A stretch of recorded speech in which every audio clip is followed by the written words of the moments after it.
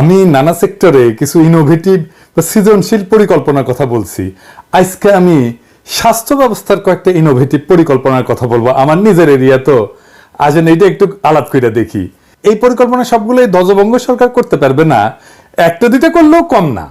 তাও কইয়া রাখি, যদি সামনের সরকার বা পলিটিক্যাল সরকার এই কিছু করে, সরকার একটা স্বাস্থ্য সংস্কার কমিটি করছে, চাইলে ওনারাও আমার পরিকল্পনা পর্যালোচনা করে দেখতে পারেন। বাংলাদেশের স্বাস্থ্য ব্যবস্থার ইমিডিয়েট বদল আসবে, কয়েক মাসের মধ্যেই বদল আসবে। মানুষ তার জীবনের প্রভাব দেখতে পারবে। দৃশ্যমানভাবে বাংলাদেশের হেলথ প্র্যাকটিস বদলে যাবে দ্রুত। আমি পরিকল্পনাটা 3 ভাগে ভাগ করে বলবো। প্রথমে রোগের চিকিৎসায়, দ্বিতীয়ত রোগের প্রতিরোধে, আর তৃতীয়ত গুড হেলথ প্র্যাকটিসে বা স্বাস্থ্যের ভালো মান নিশ্চিত করার জন্য।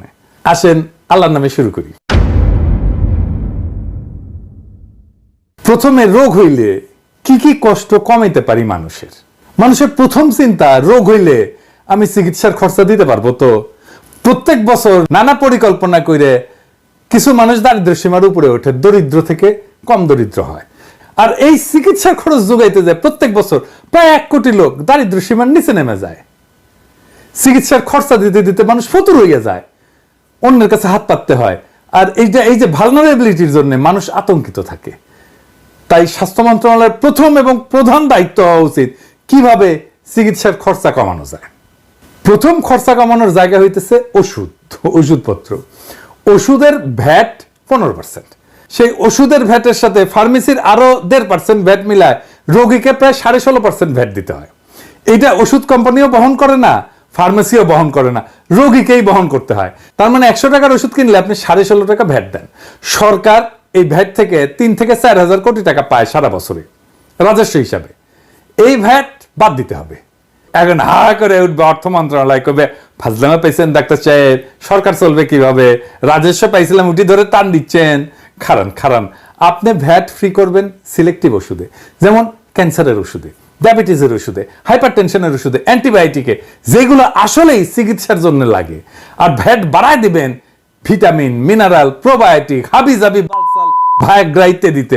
উপদেশটা আবার লাফাই উঠেন না, ভায়াগ্রা ভ্যাট বাড়াই দিতে বলছি তাই।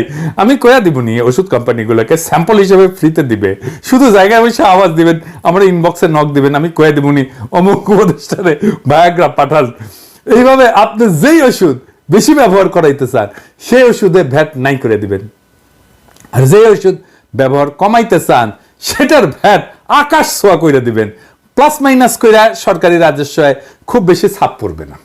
2 নাম্বার, ইনভেস্টিগেশনের খরচা কমানো।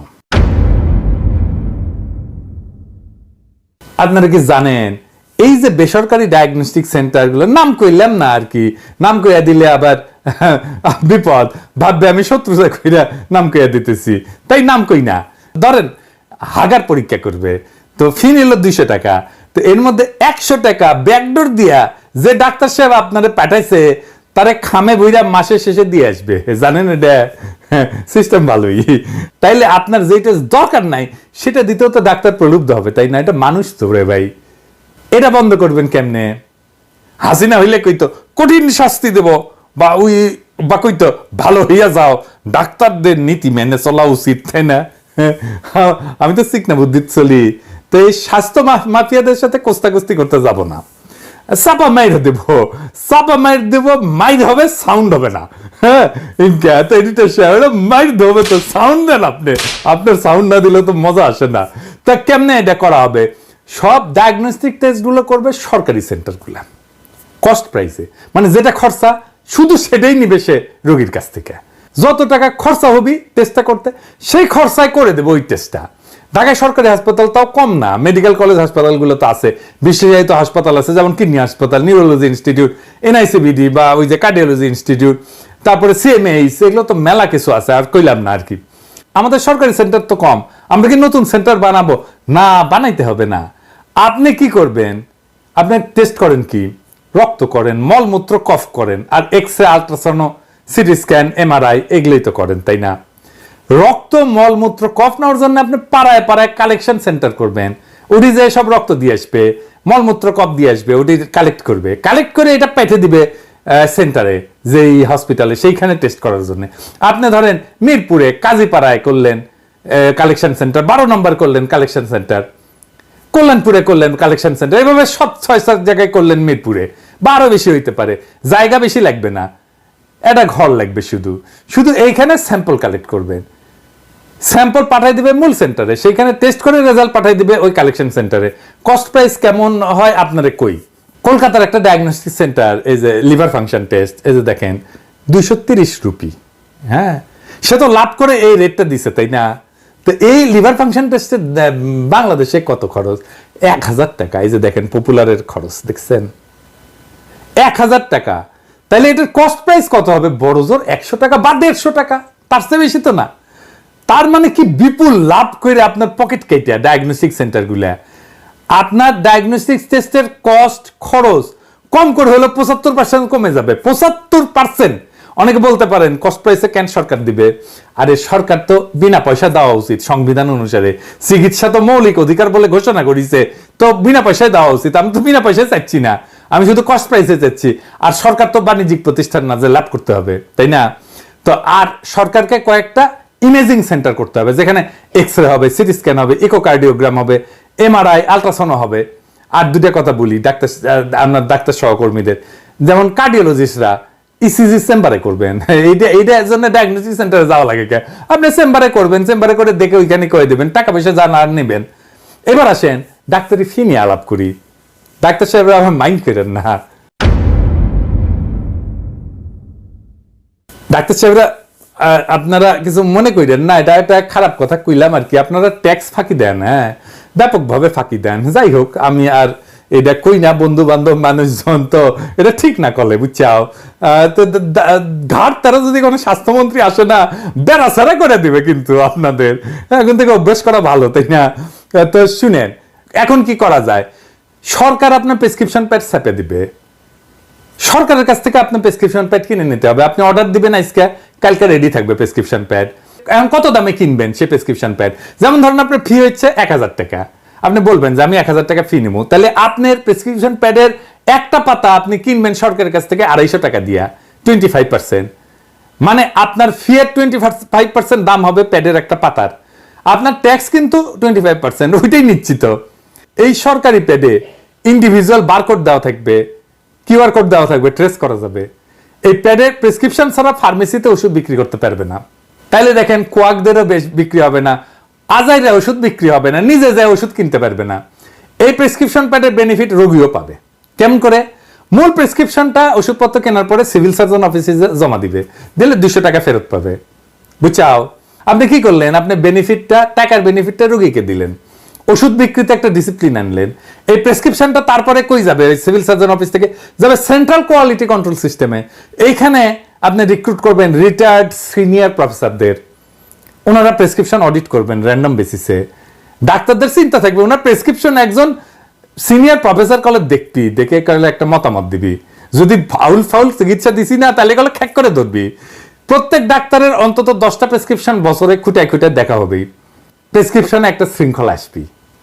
এইভাবে ধীরে ধীরে ধাপে ধাপে স্বাস্থ্যসেবা নিম্ন আয়ের এবং দরিদ্র মানুষের জন্য পুরাটাই ফ্রি করে দিতে হবে। প্রথম ধাপে এই আজাইরা খরচাগুলা কমায় ফেলতে হবে। আপনি এটা খুব অল্প সময়ে 1-2 মাসের মধ্যে করে ফেলতে পারবেন। মানুষজন বুঝতে পারবে যে আরে আমার তো খরচা কমে গেছে, মেলা খরচা কমে গেছে। মানে স্বাস্থ্যসেবা তো সংবিধান অনুসারে মৌলিক অধিকার, তাই না? এটা ফ্রি করতে না পারলেও আপাতত হইতে হবে সাধ্যের মধ্যে। এইটা প্রফেসর ইউনূসের সরকার এখনই করতে পারে। তবে সমস্যা আছে। সমস্যা কি? আসেন দেখি। এই স্বাস্থ্যমন্ত্রী মশাইরে বিশাল হেলথ মাফিয়া খাইয়া দিতে পারে। এই বাস্তবতা ফাইট করার জন্য ঘাড় তেরা সাহসী দক্ষ লোক লাগবে, যার ব্যক্তিগত ক্ষমতা স্বাস্থ্য মাফিয়াদের যেতে বড় হবে, যার দেখে ডরে নড়বে আর কি সারাক্ষণ। আমরা তবে আপাতত অপেক্ষায় থাকি তেমন কারোর জন্য না, কি কারণ, তাই না? এবার আসেন রোগ প্রতিরোধের বিষয়ে কথা বলি। আমাদের রোগের, বাংলাদেশের আর কি, একটা বড় অংশ পানিবাহিত রোগ। ধরেন ডায়রিয়া, আমাশা, এই যে শুধু না, jaundice, polio, typhoid, gastric ulcer পর্যন্ত। আমাদের যে আলসার হয় এত বেশি, এর কারণ হচ্ছে পানি আমাদের দূষিত। এইটা ছড়ায় ওয়াসার পানি দিয়ে। আমরা সে ওয়াসার পানি ফুটায় খাই, তাই না? কত এনার্জি আর টাইম নষ্ট হয়, গ্যাস নষ্ট হয়। এই ওয়াসা স্বাস্থ্য মন্ত্রণালয়ের আন্ডারে এসে পুরা পানির সাপ্লাই লাইন ওভারহলিং করতে হবে, ট্যাপের পানি গ্লাসে নিয়ে যেন খাইতে পারি সে ব্যবস্থা করতে হবে। প্রচুর গ্যাসের খরচা তো বেচবেই, রোগাক্রান্ত হওয়া থেকে বাঁচবো আমরা। একটা হাইপোথেটিক্যাল হিসাব করি, আসেন আমরা পানি ফুটানোর জন্য কত টাকার গ্যাস পুরাই প্রত্যেক দিন। বাংলাদেশের নগরবাসীর সংখ্যা প্রায় 6,73,48,405 জন। ধরা যাক প্রতিজন দৈনিক 1 লিটার পানি আধা ঘন্টা গ্যাসের চুলায় ফুটান। তো গ্যাসের বর্তমান মূল্য আমি ঠিক জানি না, এটা কয়েকদিন আগে দেখেছিলাম 18 টাকা ঘনমিটার। তাহলে গ্যাসের খরচা কত হয়? গ্যাসের চুলায় 1 লিটার পানি ফুটাইতে 0.09 ঘনমিটার গ্যাস লাগে। তার মানে প্রতি ঘনমিটার গ্যাসের দাম 18 টাকা হইলে 0.09 ঘনমিটার গ্যাসের দাম হইতেছে 1 টাকা 62 পয়সা। মোট খরচ হইতেছে 6,73,48,405 জনের জন্য দৈনিক 10,91,04,435 টাকা খরচা করি আমরা গ্যাস। এটা পুরাই আমরা শুধু পানি ফুটানোর জন্য।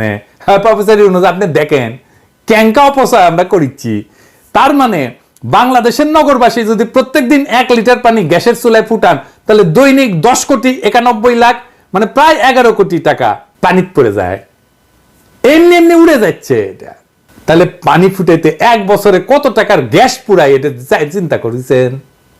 স্বাস্থ্য কখনোই নিশ্চিত হবে না যতক্ষণ আমরা কি খাচ্ছি, কি পান করিচ্ছি, কোন পরিবেশে থাকিচ্ছি সেটার উপরে স্বাস্থ্য মন্ত্রণালয়ের আংশিক বা পূর্ণ নিয়ন্ত্রণ না থাকে।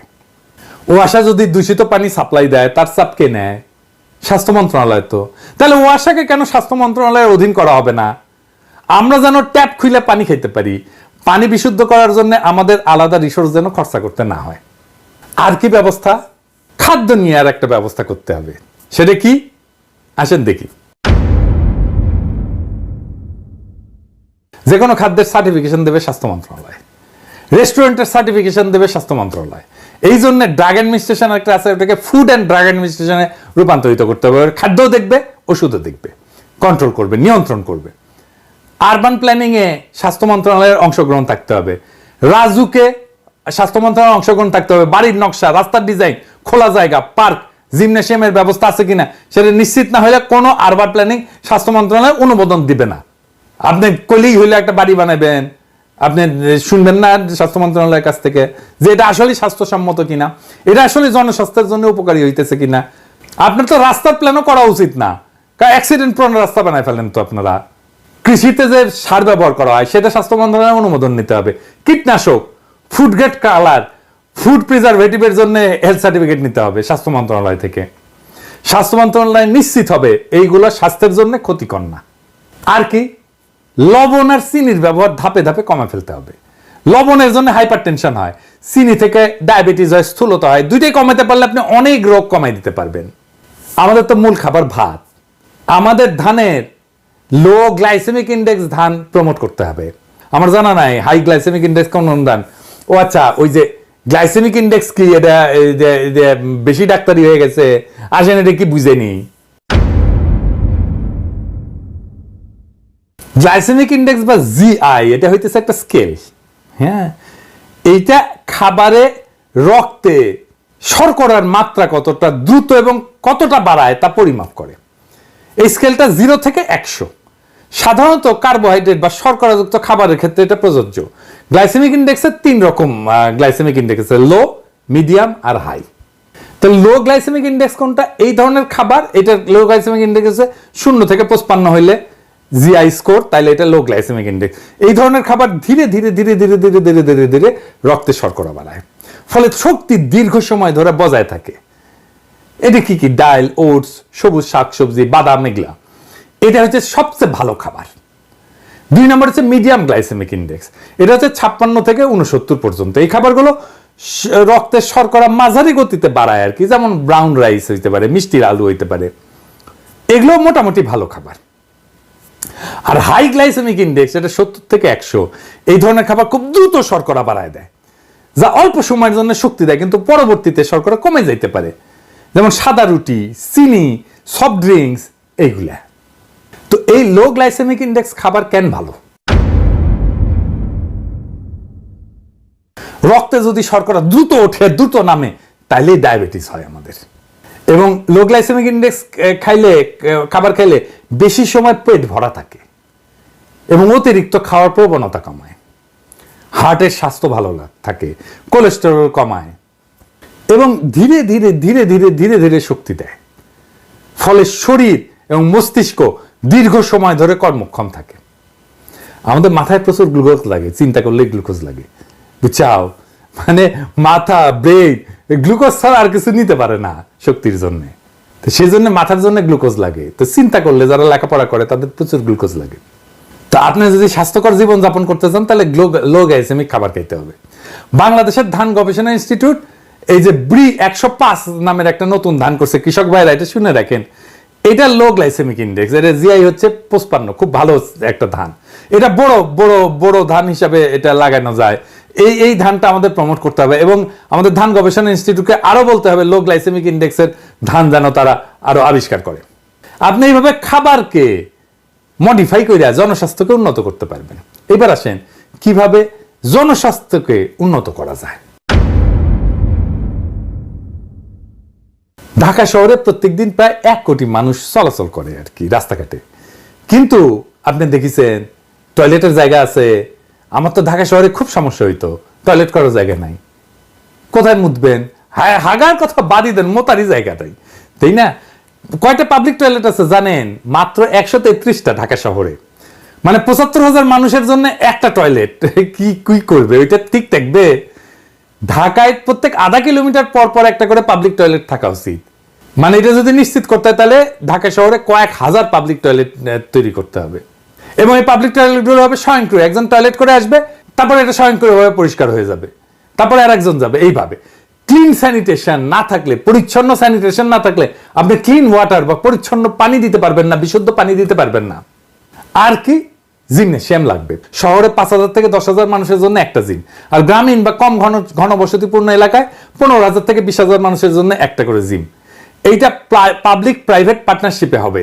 কমিউনিটি জায়গা দিবে, মানে সমাজ জায়গা দিবে, সরকার ইকুইপমেন্ট কিনে দিবে, আর মেম্বার ফি দেওয়া রক্ষণাবেক্ষণ হবে। কোন বিল্ডিং এ যদি 500 লোক থাকে সেই বিল্ডিং এ জিম বাধ্যতামূলক। ফাঁকা জায়গায় বা পার্কে যে জিমের সরঞ্জাম থাকে এগুলোকে বলে আউটডোর জিম ইকুইপমেন্ট। আমাদের ফাঁকা জায়গা থাকলে ওইখানে আউটডোর জিম ইকুইপমেন্ট বসাই দিতে হবে, যেন যারা জিমে যেতে পারবেন তারা ওইখানেও জিমটা ব্যবহার করতে পারে, একটু নড়াচড়া করলো আর কি। আর কইলাম না, মাথা হ্যাং হয়ে যাবে। এই যতগুলো পরিকল্পনা বললাম, কোনো পরিকল্পনাতেই সরকারের কোনো টাকা লাগবে না, বা লাগলেও সামান্য লাগবে। নিতে হবে উদ্যোগ, দৌড়ে বেড়াইতে হবে সারা দেশে, নতুন প্রাণ শক্তি জাগায় তুলতে হবে জাতির মধ্যে। কয়েক মাসের মধ্যে আপনি দৃশ্যমান পরিবর্তন দেখতে পারবেন। অনেক কাজ করার আছে। শুধু স্বাস্থ্য মন্ত্রণালয় যা যা করতে পারে তা দিয়া সরকার গর্বের উপলক্ষ হয়ে উঠতে পারে। এটা কাজগুলো কিন্তু খুব কঠিন কিছু না, দেখলেনই তো। এখন প্রশ্ন হচ্ছে প্রফেসর ইউনূসের সরকার কি কাজগুলো করবে? বিশাল প্রশ্ন, তাই না? হ্যাঁ, আরে ভাই, দায়িত্ব পেয়েছেন, জাতির একটা ঐতিহাসিক মুহূর্তে দায়িত্ব পেয়েছেন, যেই সময় সকল জাতি সরকারকে সাহায্য করার জন্য তৈরি, চাই সরকার সফল হোক। আপনাকে তো ভালোবেসে আলো জ্বালাইতে হবে। হুইজা একটা গান আছে না, এই যে কারা যেন ভালোবেসে আলো জ্বেলেছিল, সূর্যের আলো তাই নিভে গিয়েছিল। এমন ভাবে আলো জ্বালাইবেন যে সূর্যের আলো যেন নিভে যায়। এইটা কিন্তু একটা নিছক চাকরি না, এটা একটা মিশন। আপনাকে একটা ছাপ রেখে যেতে হবে বাংলাদেশের মধ্যে। এই সুযোগ তো খোদাতলা আপনাদের দিছে রে ভাই। কাজে লাগাইতে না পারলে দেশের মানুষের দুর্ভাগ্য, আর আপনি হবেন দুনিয়াতে সেরা দুর্ভাগা যে এমন একটা ঐতিহাসিক মুহূর্তকে কোনোভাবেই কাজে লাগাইলেন না। আফসোস। কাজ করেন, ছাপ রেখে যান, বাংলাদেশের মানুষের মনে একটা দীর্ঘস্থায়ী ছাপ রেখে যান, মানুষের মনে অমর হইয়া থাকেন। অসম্ভব অসাধারণ একটা সুযোগ আসছে, কাজে লাগান রে ভাই, কাজে লাগান। আমরা